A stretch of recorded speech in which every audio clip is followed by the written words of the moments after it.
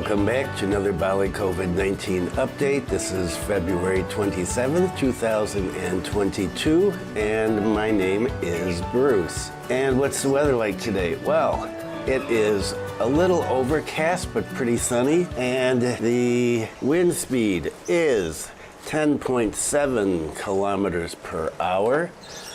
Humidity is 72%, and the temperature is 30.2 degrees Celsius.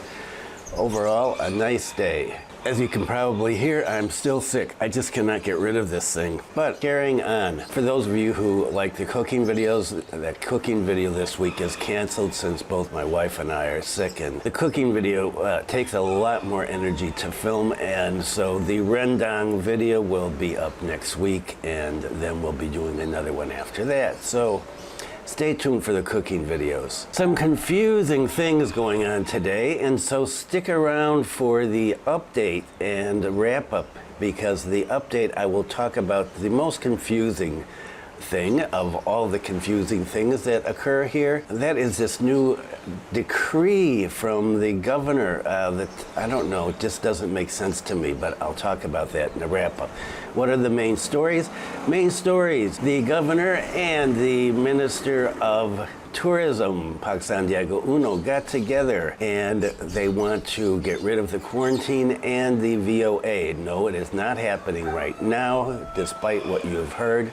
As of today, 1 o'clock on Sunday afternoon, February 27th, nothing has been done for that. The quarantine is still 3 days if you have the booster, 5 days if you don't, and there is no VoA. So that's the main story, is the two of them, the two superstars getting together and saying what they want. And the second story is the bubble hotels. The number has been reduced. Now, this happened a few days ago. As of February 22nd, I missed it for the last video, and so putting it in today.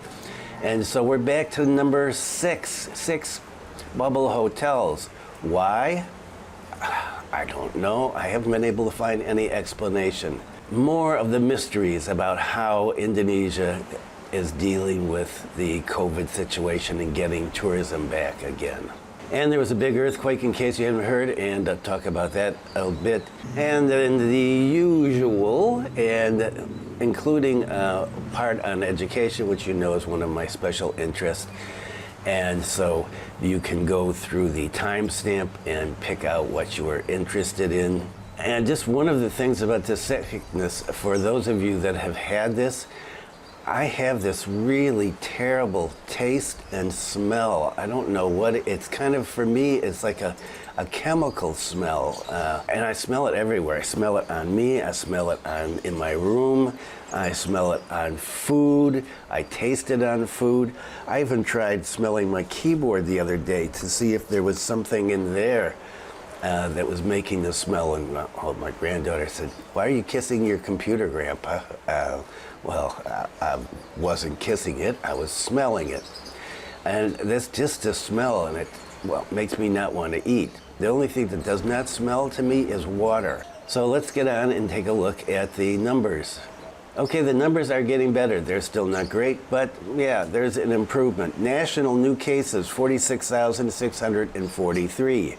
National recoveries, almost as high as new cases, 41,805. And the other day, we had actually more recoveries than cases. So there's some good news here. Number of deaths, 258. So that is not good. You remember just last week it was at 150 to 170, and now we're up to 258. But I talked about that in the last video, and that was to be expected because of the big surge. What about cases in Bali? 470. Okay, so we've dropped way down from when we were up there at 1,500. 470, still a long way from when we were at 0, but a good trend. Bali recoveries, 1,211, so almost 3 times as many recoveries as new cases. More good news.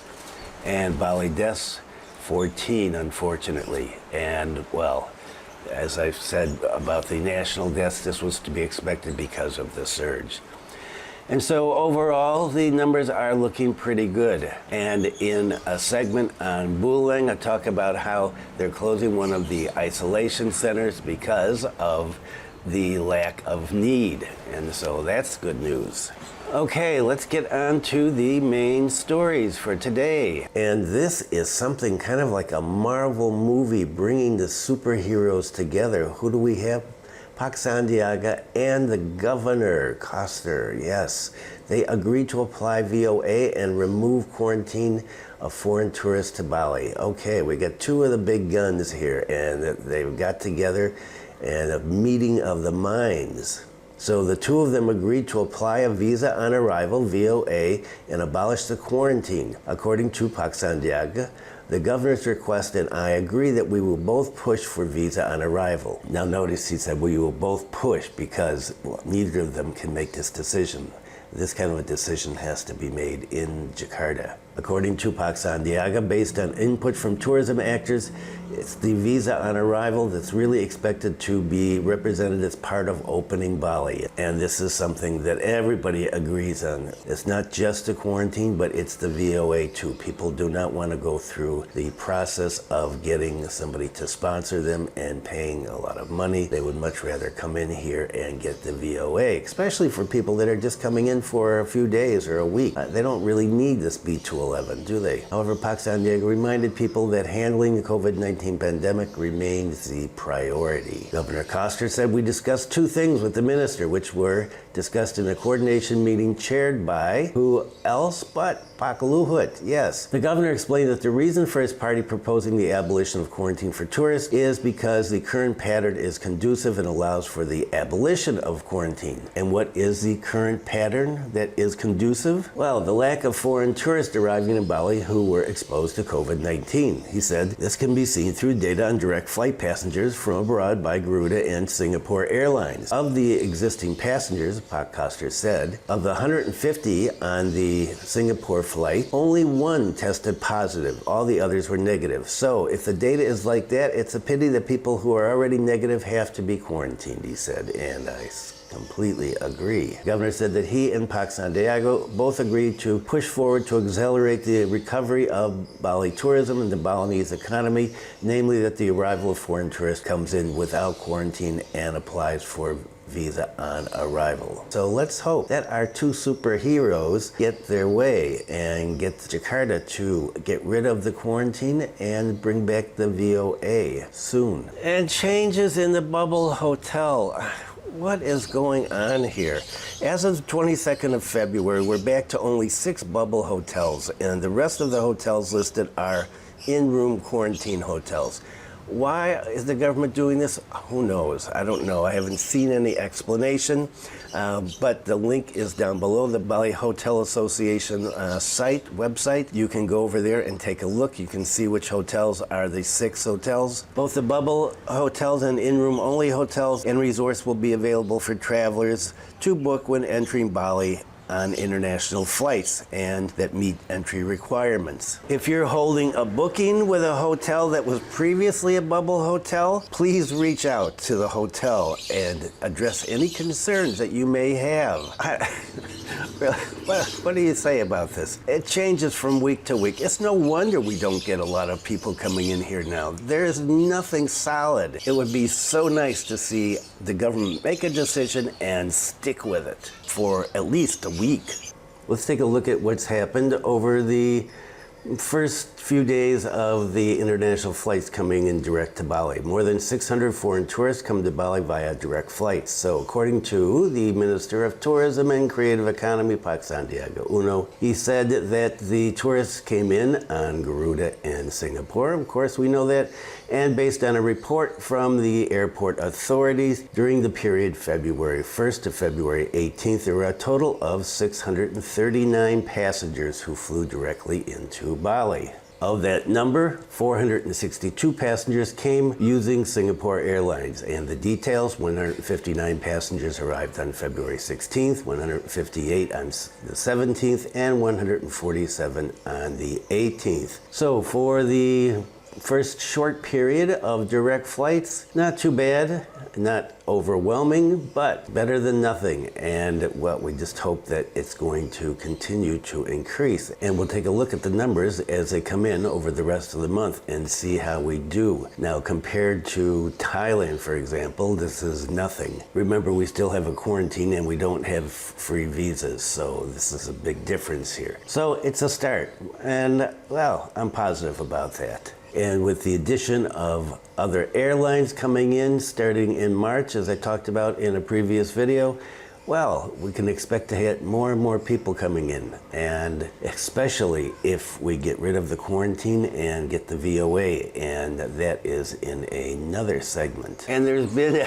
a change in the BPJS, the National Insurance Program, and so BPJS Health requirements make residents lazy to take care of SIM and STNK. SIM is the Indonesian driver's license, STNK is your registration. According to driving safety practitioner Jusri Pulubuhu, the BPJS Kesehatan's obligations, one of the requirements for obtaining a SIM and STNK can trigger an increase in the number of traffic violations on the highway. This has come out this last week, that you have to have national insurance in order to get a SIM and STNK registration.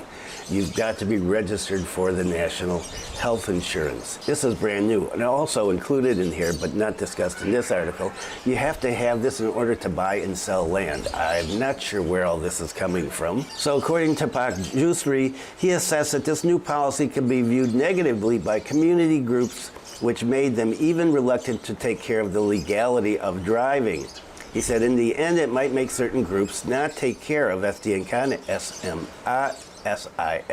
SIM, and traffic violations will increase. Why? He said, because some people don't want to get the insurance, and so they're not going to get it, and if they don't have it, they can't get their registration, and they can't get their driver's license, and so they're just going to drive around without it. He further said that the policy under presidential instruction, Impress number 1 of 2022, was not in line with the requirements for making a SIM that had been set by the National Police. He said, and this is interesting, this is a policy outside of safety. This is only a government policy, and this is similar to the colonial era policy. Okay, I'm not sure how that came. He said, obliging people to get BPJ Health will only hinder the movement of people. He said, enrolling in the health is supposed to be voluntary, not an obligation imposed on the community. According to the Indonesia Traffic Watch organization, this has the potential to trigger confusion as well as make it difficult for the community. This regulation, they said, is irrelevant to all registration and identification activities such as applications for SIM, STNK, and SKCK. And up to now, the requirements for a driver's license or age, administration, health passes theoretical and practical exams.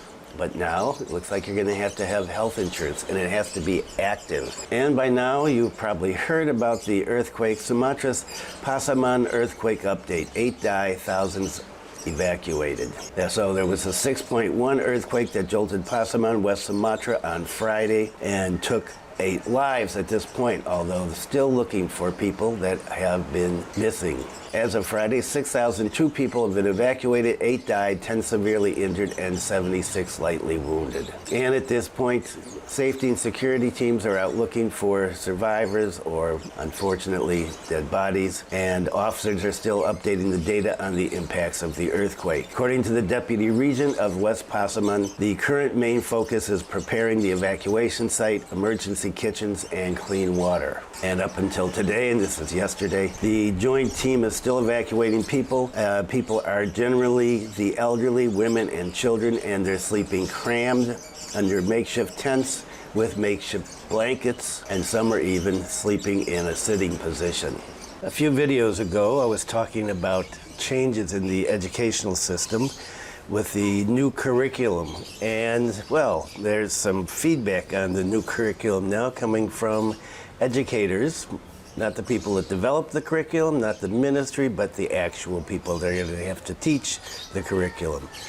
Educators question feasibility of new curriculum. So the education minister's new curriculum, which is called the Merdeka Freedom Curriculum, been met with some skepticism by teachers who were not convinced that it is compatible with schools nationwide, even though the implementation of it is optional, and that's one of the problems as well. The new curriculum will be applicable starting the new school year in July 2022-2023 and goes from early childhood all the way up through high school. And the education minister has been pushing this new curriculum as a way to make up for lost time while the schools have been closed to face-to-face learning and have been forced to go to online learning, which has been, well, less than effective. So the new curriculum was going to make up for this lost time because the previous curriculum was deemed by him too full of content. And thus the Merdeka curriculum focuses only on essential learning materials for students. Unlike the current curriculum, which set out a certain amount of learning hours per subject per week, the new curriculum will have annual targets, which in effect gives teachers more flexibility to structure their teaching programs and their learning timetables. The Merdeka curriculum also allows teachers to experiment with learning tools and for students to choose their preferred subjects. This is for high school students, and emphasizes project-based learning, which is a big thing, and I used to be a project-based teacher myself. Geared towards developing students' soft skills and building character. I'm not sure what the soft skills are. So schools will be given a choice of 3 curricula. The 2013 curriculum, which everybody has been using, the emergency curriculum, which was put into place for online learning, and the new curriculum, the Merdeka curriculum, which focuses on essential learning, whatever that is as it's defined. So while the ministry is pushing this, educator groups contend that the drafting of the curriculum was too rushed and offered too little time to test it on a nationwide scale. It was tested by some 2,500 hand-picked schools, and one of the problems, according to some teacher critics, is that the schools were hand-picked and they were among the best schools in the country. And that doesn't mean that this new curriculum is going to be applicable to schools in other areas where, well, there's a lack of teachers, there's a lack of materials. Children are learning in, well, some really basic settings. The ministry said that based on the 2,500 test group, the curriculum is effective in reducing learning loss, hence leading to nationwide push for adoption of the new curriculum. But the Indonesian Teachers Association, the PGRI, questions those findings, as I mentioned, and said that the schools weren't representative of all schools throughout Indonesia. Additionally, they said the people that developed the curriculum should not be the teachers making the judgments about whether they're effective or not. That should be left to teachers. And because they're afraid that the new curriculum will be difficult to implement on a nationwide schedule, they've asked the government to retrace their steps and revise the 2013 curriculum, as opposed to suddenly introducing a new curriculum in the midst of the pandemic. Additionally, even if the government considers one curriculum to be better than the other, the new curriculum better than the other, there's a problem, since despite multiple curriculum options, there's only one standard nationwide assessment. And so if there are 3 curricula that are going to be in use, how is that going to work with the nationwide assessment? And, well, what is the nationwide assessment? I would like to see that as well. The old nationwide assessment, the end of the year test, well, that was riddled with problems. So the Teachers Association has urged the government to make up its mind and choose one curriculum or the other, since a difference in curricula might result in some students having a better learning experience than others. And according to a representative from the Association for Education and Teachers, P2G, they said that the decision to let schools choose a curriculum as opposed to making only one curriculum is evidence that the new curriculum is not going to work well on a nationwide basis. And while P2G has welcomed some aspects of the new curriculum, such as its project-based focus on education, they're wary that the schools were not ready to implement these changes on a day-to-day basis, and that those schools that choose not to implement the new curriculum, will be ignored by the central government. And so, what is going to happen? While we're worrying about the curriculum here, the first thing that needs to be done is to get the kids back in school. These issues about the curriculum can be worked out over the next 4 or 5 months. Right now, the important thing is to get kids back into school on a basis where they're learning for 5 to 6 hours a day instead of 20 minutes. It's just ridiculous, the situation as it is, and no one seems to be in a hurry to get kids back into school. And what's happening in the Philippines? Revival of the tourism industry draws near as the PH received over 21,900 inbound tourism arrivals. Okay, good news for the Philippines. So in just 10 days after the Philippines has reopened its borders to international tourists, the country saw 21,900 tourists arrive. According to the Tourism Secretary, the recent influx of tourists reflects foreign tourist enthusiasm towards visiting our country, which in turn will accelerate the revival of our tourism industry. And out of those 21,900 people, there were 10,074 returning Filipinos and 11,900 foreign tourists. And this is from the period of February 10th to February 19th. So wow, they're getting a lot more than we are. Tourists from the USA made up the most significant chunk of the foreign tourists over the 10 days with 5,516 arrivals, followed by Canada with 1,366, the UK with 918, 859 from South Korea. South Koreans are traveling. 572 from Vietnam, 459 from Japan, and 447 for Germany. So I know that South Korea and Japan have quarantines when they have to go back. So that means people are coming out, they're willing to come out if there's no quarantine and then do the quarantine when they get home.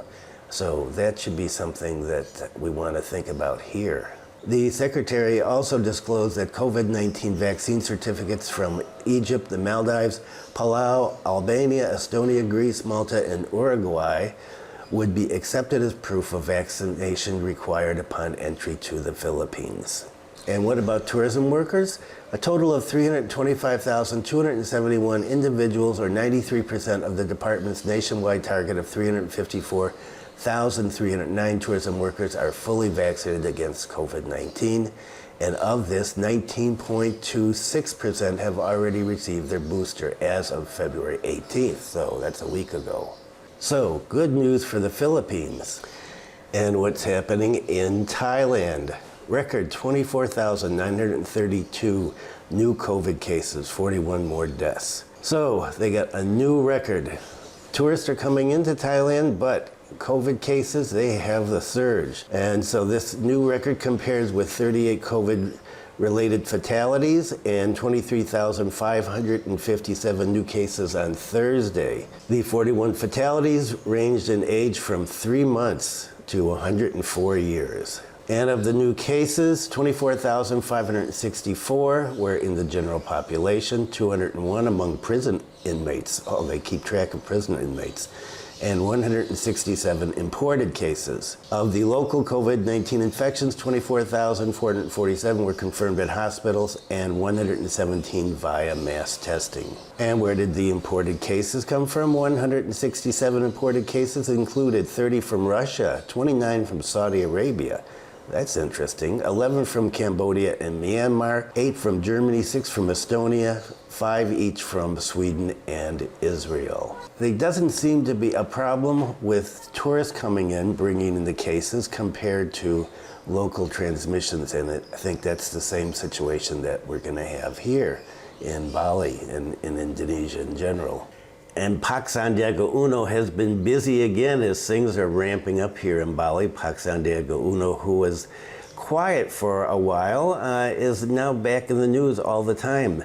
Develop Bali Tourism. TNE collaborates with Sandiaga. So Pak Sandiaga-Uno is collaborating with the military for some tourism. And he conducted a review of the Indonesian Naval Aqua Agriculture Program, INAP, laboratory at Pemisa Beach in Jembrana. INAP is a marine aquaculture development program initiated by the Indonesian Navy in collaboration with a number of parties, including regional government, PEMDA, experts, and the private sector. INAP is not only a nursery and harvesting of shrimp, but in the future there will also be developments such as tourism, health facilities, educational facilities, and mangroves. All right, that sounds good. Our favorite tourism minister said his party was ready to collaborate for the development of tourism potential in the INAP program, especially in presenting educational tours and presenting creative economic products from cultivation that can provide added value. So it can move the economy by opening up new job opportunities. Anything that opens up new job opportunities here is welcome. And in the future, INAP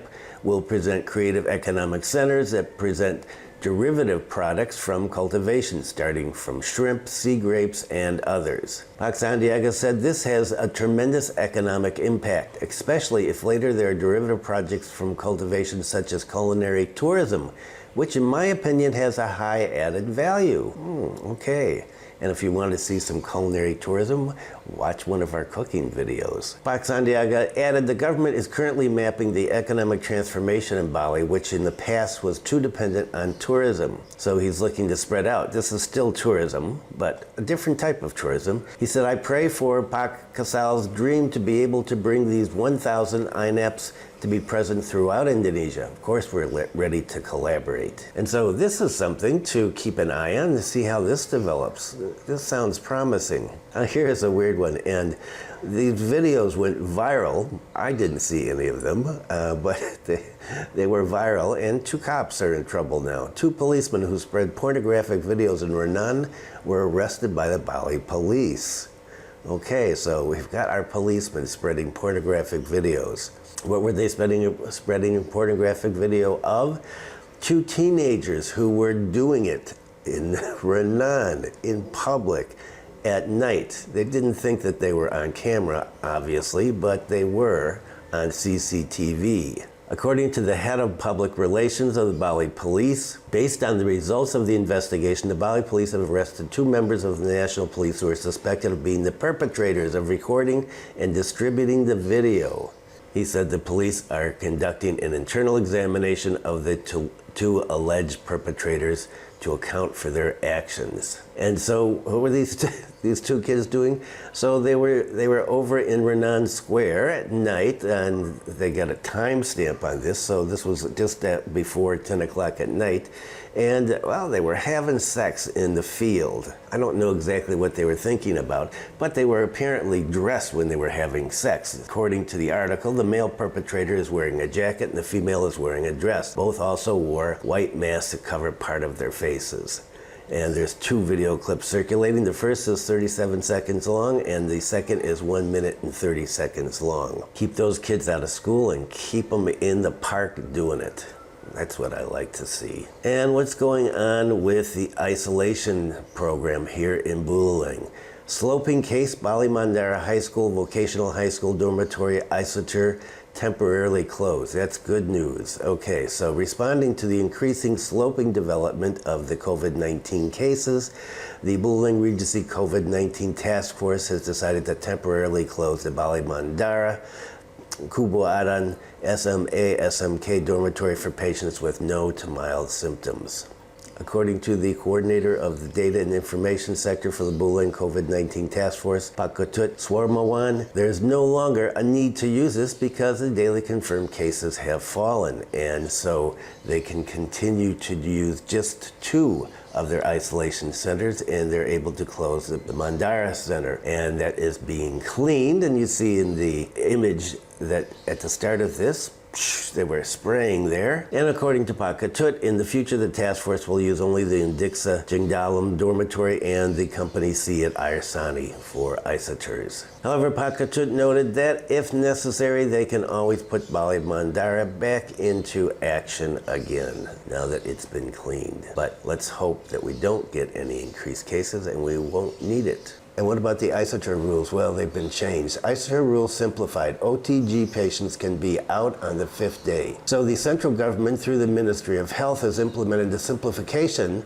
procedure for handling COVID-19 exit tests for patients with centralized isolation, that's Isoter, for people without symptoms, and those are the OTGs, right? A lot of acronyms. These rules were actually made a while ago but they're just now being implemented by a task force for all regions in Indonesia, and this includes the Buleleng Regency. So confirmed on Friday by telephone, the head of the Buleleng District Health Office, Dr. Sucipto, emphasized that the exit PCR test on COVID-19 patients undergoing treatment at isolation centers with mild symptoms or no symptoms are no longer required to be carried out twice. In addition, OTG patients can also do the test on the 5th day, 5 days earlier than the old rule. You had to be in the isolation center for 10 days, which is one of the things that kept a lot of people from reporting that they were sick or from getting tested. He said that on the 5th day they can do the test independently. If the result is negative, then they're allowed to go home. However, if they choose not to do the test, then they were going to have to continue to the isolation until 10 days are completed. Through this regulation, OTG who wish to leave immediately and return to their normal activities can be properly facilitated. While for the task force, the BOR, the bed occupancy rate, can be maintained because the OTG Isoter duration can be shorter so that the room can be used by other OTG patients. While related to the Peduli Lindungi app, the app which was used in some places and not in others, negative results obtained from the PCR test can be directly synchronized with the app so that OTG survivors can immediately use the application to check in public spaces. Okay, so this is good news. You can get out in 5 days now if you have mild or no symptoms. Now, when it says that you take the test independently, I'm assuming that that means if you go and pay for it yourself. But it doesn't say that specifically here. That's just my interpretation of the article. And here's something interesting. In the midst of the pandemic, with people and governments trying to figure out what to do, how to adapt to this new situation without tourists, because even with the opening now and tourists starting to come in, it looks like it's going to be a long time before we have anywhere near the numbers that we used to have. Well, here's one approach. Suyasa Sub-District Head prepares Temple Gate to realize one village, one product, and one village, one destination. Okay, and this is in Tejekula, not far from here. Seeing that villages in the Tejekula sub-district are rich in various kinds of potential, ranging from agricultural and marine potential, as well as social and cultural activities of the community that are indirectly in contact with MSME. So in order to utilize all of these resources, the head of Tejekula Sub-District, Igade Suyasa, is preparing a superior program to develop and increase potential. And what is this program? This program is the Movement for Building Potential People's Businesses, Gerbang Pura program, to facilitate and accommodate MSME actors in the Tejekula district. According to Pak Suyasa, there are 3 problems in the Tejekula area that are obstacles to the development of MSME. First, the common vision of all villages in terms of optimizing village potential. There's no synergy and collaboration. There's no system for integration and governance of the existing potentials, he said. Through the Pura Gate, each village will participate in the one village, one product activity, which means each village will have a superior product that they will be committed to supporting through the program and by being innovative. So, for example, one village may focus on marine tourism, another village may focus on handicrafts. Another village may focus on agriculture. So MSMEs are not only based on the production of goods or services, but we are trying to prepare later. Who knows, tourism will be open because the pandemic is improving so that MSMEs can be packaged on a pattern to conduct tourism in areas related to MSMEs. So instead of selling, let's say, woven goods, a village will show tourists how to make the woven goods, the whole process. And I've gone through some programs like this here in Bali and in Papua and in Sumbawa. And, well, they're really good. Kids like to do it. You can make an educational experience out of this for teachers and kids, teach them how to develop their own handicraft crafts, make something, and they learn something about the culture. Don't just come in and act as a consumer, but they're a consumer and a producer both. Suyasa said that we hope that the participants, after attending training, that is, people from the villages, will be able to apply what they've learned. Moreover, the training helps them in terms of marketing because it's said that our MSME actors are having problems with marketing. And so there's a push going on here. It'll be interesting to see how this works out in Tejikula. And Tejikula, if you haven't been there, it's an interesting village. There's a number of tourist places there. There's, I think, a yoga retreat. There's some diving places, some snorkeling places. It's a cool little area. If you haven't been there before, it's on the East Coast. I highly recommend you take a trip down there sometime, and it's a beautiful trip down along the East Coast Road. Okay, Nyepi is coming up in just a few more days. And what about Ogoh-ogoh? Even though Governor Koster has allowed this, the largest traditional village in Bali is not going to have the Ogoh-ogohs. So the traditional village with the largest area in Bali, the Kerobokan traditional village, is not going to make and have parades for Ogoh-ogohs ahead of the Day of Silence on March 3rd.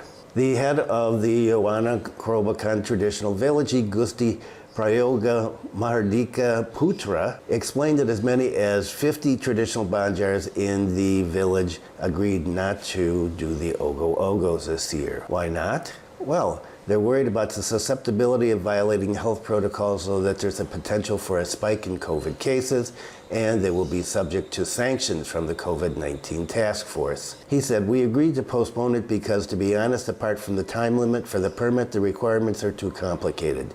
We're worried that this is the responsibility of the committee. If there's a violation, the youth leaders of the Banjar will be sorry. There are limits and prone to violations." So in place of Ogoh-ogohs in the villages that are not going to do this, there is going to be another creative activity, namely the Penjur competition in April of 2022. And Pak Yoga said, "We are preparing a replacement solution with a Penjur competition so that in the Kerobokan area, later it will be full of Penjur decorations. There will be photography, videography, TikTok competitions. The event is centered at the Pura Desa and Pusa Kerobokan traditional village." He said out of 584 Banjars in Badung, around 56 have stated that they are going to have the Ogoh-ogoh parades. And the chairman said that he is fighting for the Banjars to get their government subsidies, 10 million rupees creativity funds for each of them so that they can replace the Ogoh-ogohs with other activities. The head of the STT Satya Kanchana Banjar Tagalangtang Kaja Kerobokan traditional village, Pakade Juliati, said that he's worried about crowds when parading the Ogoh-ogohs, even though the crowds are limited to 25 people and an antigen swab is required. He said, if there's only 25 people, it's not going to be euphoric. This is because of restrictions, and even though only 25 people are allowed to parade the Ogoh-ogohs, on the other hand, they will attract a large crowd nonetheless. And so he said, this year we have not made the Ogoh-ogohs because the regulations have changed. We had a meeting where there's an agreement. Strict protocol becomes responsibility. There's less euphoria, and of course, the responsibility is big as a committee if there is an unwanted protest violation. So we agreed not to join the Ogoh-ogoh parade. And so if you want to see any Ogoh-ogohs and, well, the few parades that it seems like there's going to be, you'll have to contact your local Banjar and find out what's going on. Haven't heard anything about what's going to happen here in Singaraja. Anybody get any news? Leave a comment below. Thanks. Okay, time for the update and wrap up. And the first thing we're going to talk about is this strange letter that came out and has hit social media from the governor. And it's Governor of Bali decision of the Governance Evaluation Meeting of Foreign Travel Actors, PPLN, through I Gusti Ngurah Rai International Airport. And so this is a meeting the governor was having with a bunch of people yesterday. The head of the Bali province Tourism Office, the head of the Bali Provincial Transportation Service, the head of Bali Province BPBD executive, and more and more and more. And so a lot of the heads here, the provincial government getting together. And so the governor issued this. And, well, it's convinced some people that there is a VOA starting on March 1st. There is none. There's no decision here. This is not any decision. It's just a report of a meeting that went on. But it's been issued in such a way that people think that it is official decree for new policy. It's not. And so what are the highlights of this? Well, so based on all the things that they were talking about, they're going to facilitate, accelerate services for incoming people at the airport by ensuring the fulfillment of pre-flight documents at the airport of origin, including using PL and having your vaccination certificate, your PCR test certificate, your travel insurance, and then the placement monitoring of security officers in the airport. So limited to certain posts, closed nature, and friendly arrival. The provision of land transportation vehicles is prepared by the hotel according to needs by implementing PROCAS. And so these are the things here that have been discussed in this meeting. Hotel parties can cooperate with tourism transportation company associations. Land transportation vehicles do not use escorts from the airport to the place of stay. Quarantine hotel employees, airport officers, ground vehicle crews involved in the bubble system are required to carry out PCR test swab at least one time in 7 calendar days. Quarantine hotels are obligated to prepare isolation room for guests who are positive and asymptomatic. And here is the part I think that's got people confused. The governor of Bali is fighting hard for the central government so that the aspirations of the tourism component regarding the requirements for the arrival of overseas travelers, PPLN, are given policies that are more friendly and competitive towards tourists, namely without quarantine, visa on arrival, tourist visit visa with the following options: 30-day visit visa at the cost of $25 per person, 60-day visit visa at the cost of $50 per person, with an additional visa approval fee of Indonesian rupiahs 200,000 per person, adding more quarantine hotels that have met the requirements. And it ends up saying joint commitment to the Bali provincial government and related parties in managing the COVID-19 pandemic as best as possible and full of responsibility, accompanied by prayers so that COVID-19 pandemic ends soon. Okay, so what the governor wants here, cool, with the visas, VOA, a 30-day visa for $25, a 60-day visa for $50, extensions for 200,000 rupiahs, no quarantine, but this has no legal bearing. This is just what the government wants, what the governor wants. And so don't get overly excited. You can go back and look at the main story and see what's happening there. And so, yeah, the Minister of Tourism wants to get rid of the quarantine and wants the VOA. The governor wants the same thing. Has it happened yet? No. It has to happen from the central government, and it has not happened yet. So don't be booking anything right now based on thinking that you're going to have a VOA when you get here, because you're not. Okay, so that was the update. What about the wrap-up? Well, everything is clear as mud as usual. But at this point on Sunday at 1:30 in the afternoon, there is still the 3-day, 5-day, 7-day quarantines, depending on your vaccination status. You still have to get a visa through an agent, and nothing has changed. I guess the good news is that the governor and the tourism minister are thinking alike. They want to get rid of the quarantine. They want to bring in the VOA. Is that going to happen soon? I don't know. Depends on the central government. And tomorrow, of course, there will be another news conference by Pakaluvit, like there is every Monday night, where he'll announce the situation with the community restrictions. Are they going to be extended at level 3 or level 4, whatever they are, depending where you are in the country? Are they going to be moved down to level 2, because that would be a big thing for us here? School could open up again. We don't know. We'll just have to wait and see what happens tomorrow night, and that will be, of course, on Wednesday. And as I said before, no cooking video this week because we're still not feeling well. If you found this video helpful, useful, informative, amusing, non-irritating, as I say every week, please give it a thumbs up. And if you haven't subscribed, please consider subscribing. Thanks for viewing. Stay safe. Be kind to someone today. And I will see you on Wednesday.